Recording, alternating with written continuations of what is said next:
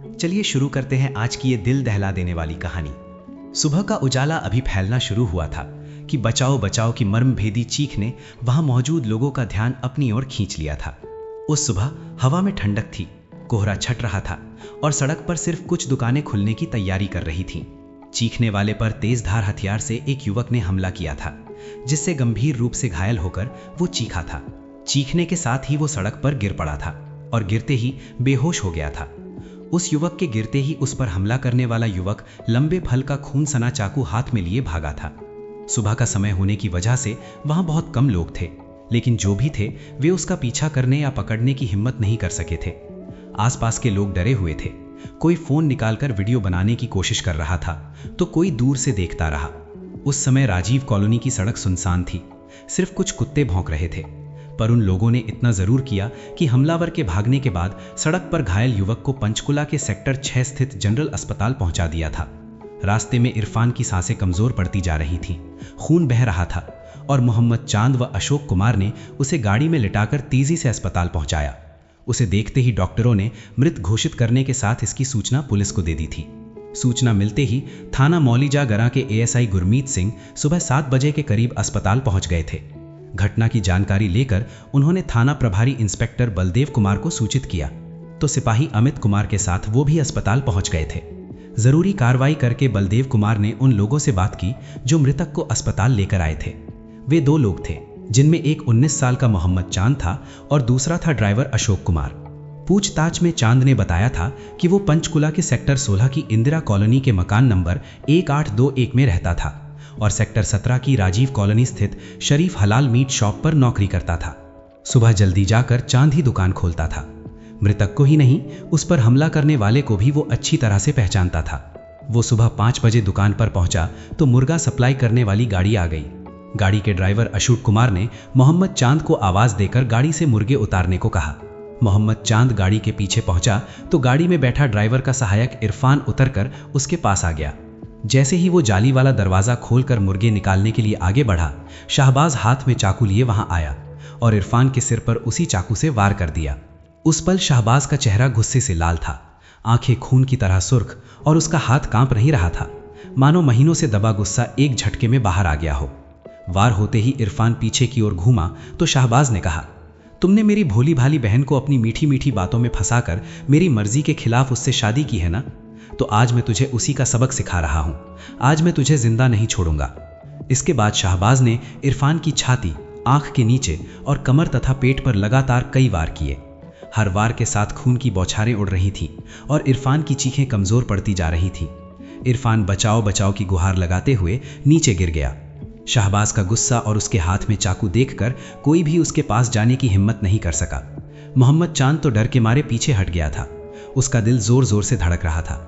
लेकिन जैसे ही शाहबाज चला गया, मोहम्मद चांद और अशोक कुमार ने किसी तरह इरफान को अस्पताल पहुंचाया, जहां डॉक्टरों ने उसे देखते ही मरा हुआ बताया। ऐसा ही कुछ अशोक कुमार ने भी बताया था, लेकिन उसका कहना था कि वो आगे था। शोर सुनकर पीछे आया, तब तक शाहबाज अपना काम करके जा चुका था। इंस्पेक्टर बलदेव कुमार ने हत्याकांड के चश्मदीद मोहम्मद चांद के बयान के आधार पर शाहबाज के खिलाफ हत्या का मुकदमा दर्ज करने की अनुशंसा करके तहरीर थाना भेज दी, जहां एफआईआर नंबर 101 पर भादवी की धारा 302 के तहत ये केस दर्ज कर लिया गया। ये घटना 4 जून 2016 की है।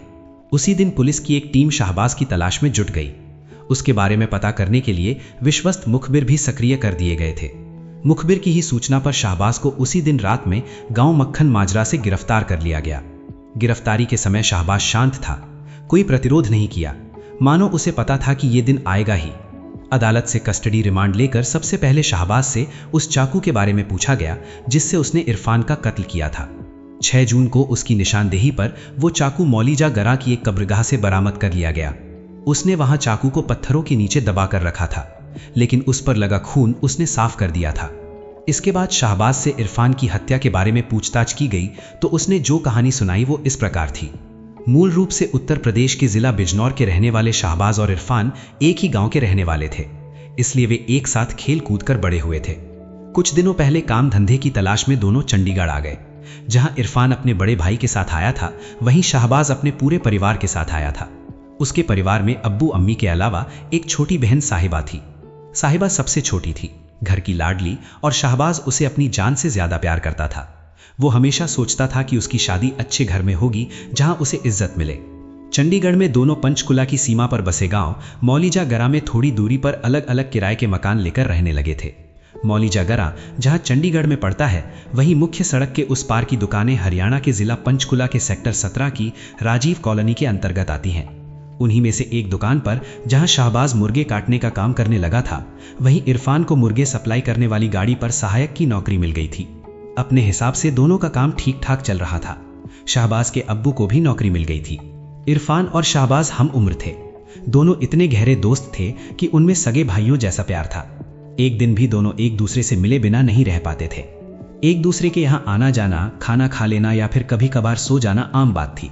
शामें वे साथ बिताते, चाय पीते और पुराने गांव की बातें करते। साहिबा भी दोनों के साथ बचपन से खेलती कूदती आई थी, मगर अब वो जवान हो चुकी थी। घर वाले उसके निकाह के बारे में सोचने लगे थे। देखने दिखाने की बात चली तो साहिबा ने हिम्मत करके घर वालों से कहा कि वो इरफान से प्यार करती है और उसी से निकाह करना चाहती है। उस रात घर में कोहराम मच गया।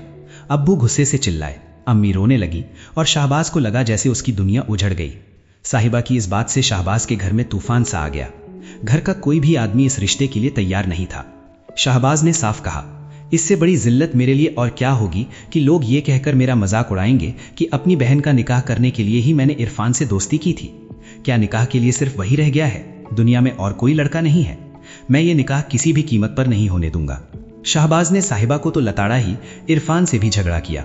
इरफान ने उसे समझाने की कोशिश करते हुए कहा कि जो भी होगा घर वालों की रजामंदी से होगा। लेकिन शाहबाज ने साफ कह दिया कि वो साहिबा को भूल जाए और किसी अन्य लड़की से निकाह कर ले, वरना उसके लिए ठीक नहीं होगा। उन दिनों शाहबाज का गुस्सा चरम पर था। वो रात भर सो नहीं पाता था। इरफान को देखते ही आंखें लाल हो जाती थीं। शाहबाज की इस धमकी का नतीजा ये हुआ कि कुछ दिनों बाद इरफान साहिबा को भगा ले गया और एक धार्मिक स्थल पर दोनों ने निकाह कर लिया। वो वापस आया तो साहिबा को शरीके हयात बनाकर आया। शाहबाज को इस मामले में सारी गलती इरफान की नजर आ रही थी। उसने अपने दिलो दिमाग में बैठा लिया कि इरफान ने साहिबा के भोलेपन का फायदा उठाकर उसे अपनी बातों में फंसा लिया है। शाहबाज इरफान से पहले से ही नाराज था। जलती पर घी का काम किया उसने साहिबा को भगाकर। उसके अब्बू ने इससे बहुत ज्यादा शर्मिंदगी महसूस की। इसी की वजह उन्होंने 2 दिनों बाद ही मौली जागरान का अपना निवास छोड़ दिया था और वहां से 20 किलोमीटर दूर जाकर कस्बा डेरा बस्ती में किराए का मकान लेकर रहने लगे थे। उन्होंने उधर जाना ही छोड़ दिया था। शाहबाज को नौकरी की वजह से उधर जाना पड़ता था। हर रोज दुकान पर जाते समय वो सोचता था कि इरफान कब दिखेगा और उसका गुस्सा बढ़ता जाता था। जिस मीट की दुकान पर शाहबाज काम करता था, इरफान रोजाना उधर मुर्गे की सप्लाई करने आता था, लेकिन निकाह के बाद वो उधर दिखाई नहीं दिया था। पता चला कि निकाह के दिन से ही उसने छुट्टी ले रखी थी। 4 जून 2016 की बात है। साहिबा से इरफान को निकाह किए 5 दिन हो गए थे। सुबह के 5 बजे शाहबाज दुकान पर पहुंचकर मुर्गा काटने वाला चाकू तेज कर रहा था। तभी मुर्गे वाली गाड़ी आकर उसकी दुकान से थोड़ी दूरी पर सड़क के किनारे रुकी। इरफान उतरकर गाड़ी के पीछे की ओर आया। शाहबाज ने उसे आते देखा तो उसे देखकर उसकी आंखों में खून उतर आया। उसके पास सोचने विचारने का वक्त नहीं था। वो मीट काटने वाला चाकू लेकर तेजी से भागता हुआ इरफान के पास पहुंचा और जरा सी देह में उसे मौत के घाट उतार कर भाग गया। भागते समय उसका दिल जोर जोर से धड़क रहा था, लेकिन पछतावा नहीं था। उसे लग रहा था कि उसने परिवार की इज्जत बचा ली है। पहले तो उसने कब्रिस्तान के पास एक जगह चाकू को साफ करके पत्थरों के नीचे छिपा दिया।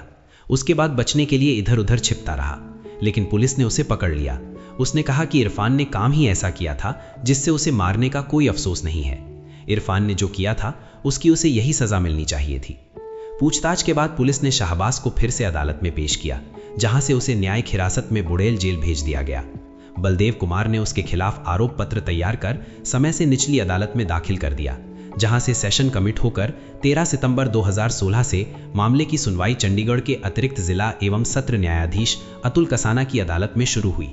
6 अक्टूबर को अदालत ने शाहबाज के खिलाफ धारा 302 का चार्ज फ्रेम कर दिया।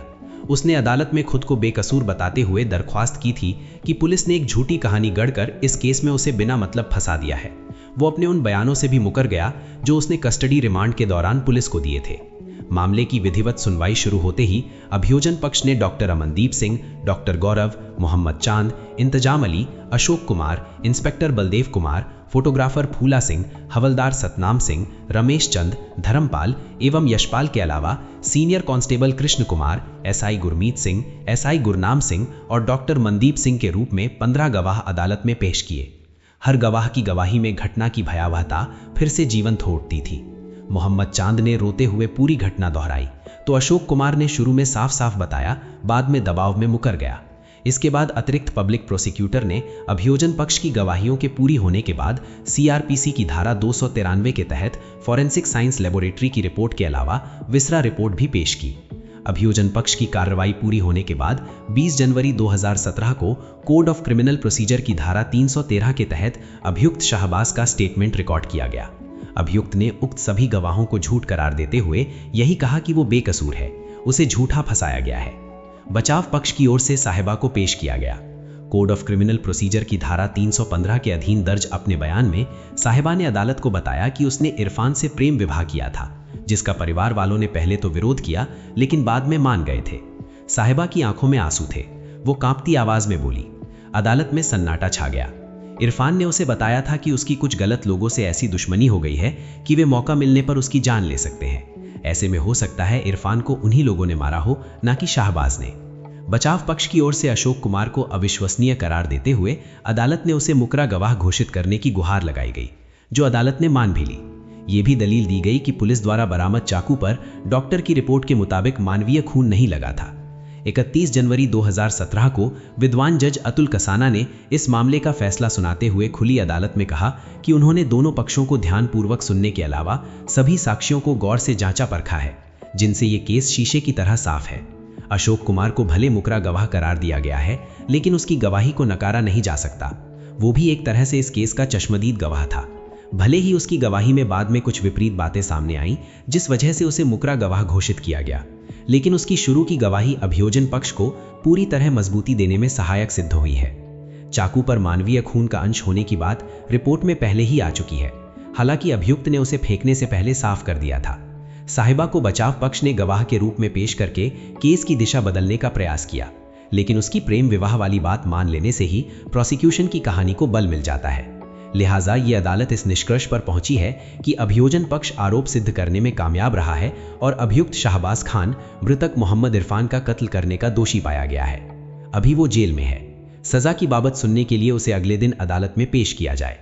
अगले दिन शाहबाज को लाकर अदालत में पेश किया गया तो माननीय एडीजे अतुल कसाना ने उसे उम्र कैद के अलावा 10,000 रुपए जुर्माने की सजा सुनाई। दोस्तों, इस कहानी को सुनाने का मकसद किसी का दिल दुखाना बिल्कुल भी नहीं था, बल्कि इसका मकसद ये है कि हम सब मिलकर ऐसी कुरीतियों के खिलाफ आवाज उठाएं।